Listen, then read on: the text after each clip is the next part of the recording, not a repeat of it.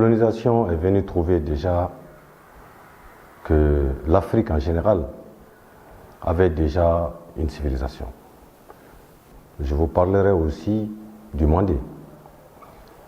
Du Mandé dont la deuxième charte est la plus connue, qui est la charte de Kouroukanfouga, constituée de 40 articles et qui donnait en 4 grandes thématiques la base même de l'organisation sociale, institutionnelle, politique et sécuritaire de ce vaste empire qui comprenait le Mali, une bonne partie du Sénégal, la Guinée, le Burkina, qui montait jusqu'à une partie du Togo et du Bénin, qui était vraiment un immense empire.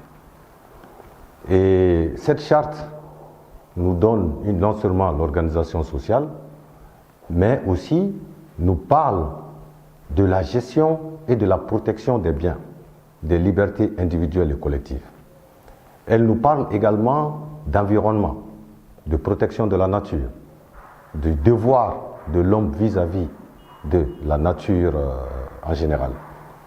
Elle nous parle aussi en disposition finale de tout ce qui est relatif à la gestion de la cité, aux droits humains individuels, mais aussi au code de la famille.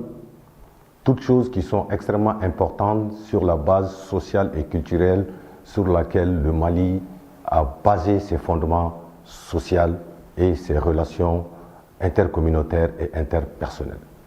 Le meilleur exemple de la manipulation occidentale sur le tissu social, c'est ce que nous avons vécu lors de cette dernière décennie sur la crise du centre du Mali, où on a essayé d'opposer des communautés Peul et Touareg, des communautés Peul et Dogon, ce qui a marché ailleurs, comme au Rwanda, mais au Mali, justement, c'est l'ancrage social, c'est l'ancrage culturel, c'est l'attachement à nos valeurs.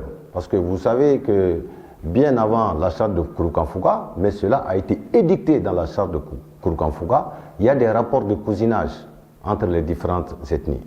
Il y a des rapports de plaisanterie entre les différentes cultures. Donc, de ce fait, il y a toujours un espace de dialogue. Il y a toujours des valeurs qui nous astreignent à ne pas aller vers la violence. Donc,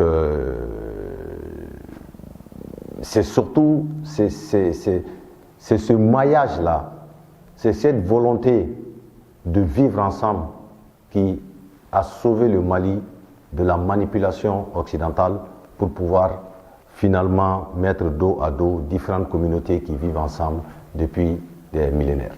Ce rapport de cousinage que nous appelons Sinangouya, donc par exemple, interdit non seulement aux Dogons et aux Bozo de se marier, mais aussi leur interdit toute violence les uns contre les autres. Et il y a d'autres communautés qui sont désignées pour parlementer en cas de conflit, pour que ce conflit puisse se gérer dans le